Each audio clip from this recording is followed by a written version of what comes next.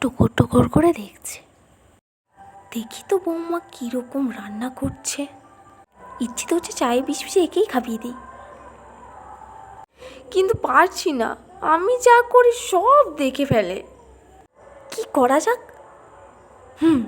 চিনি আনার আগে এই চায়ে নুন মিশিয়ে দিই। নুন মিশিয়ে দিলাম। এবার চলে যায়, নয়তো চলে আসবে বৌমা। যাই এবার। কই এক কাপ চা দাও না। হ্যাঁ, এই তো দিচ্ছি। কতটা চিনি দেব? ওর তো আবার সুগার আছে, একটুই দিবি, হালকাই ঠিক আছে। ধরো চা। এই যে গো, এ কেমন চা বানিয়ে তুমি? চায়ে নুন কেন এত? নুন? নুন?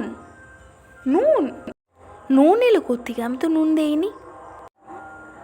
রান্নাঘরে নুনের ডিবা খোলা কেন? বৌমা চা হলো।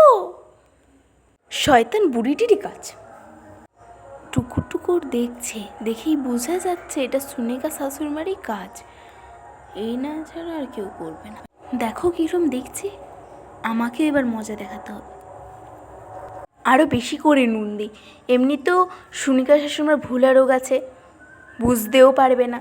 বেশি বেশি করে নুন দেব। এতক্ষণে বরঞ্চ ভুলে গেছে। বলছি মা, আপনি চা খাবে বলছিলেন না? বৌমা দাও দাও। এই নি মা চা। এই বৌমা কেমন চা বানালো, আমার মুখটাই খারাপ করে দিল। হয় পোড়া গোপাল।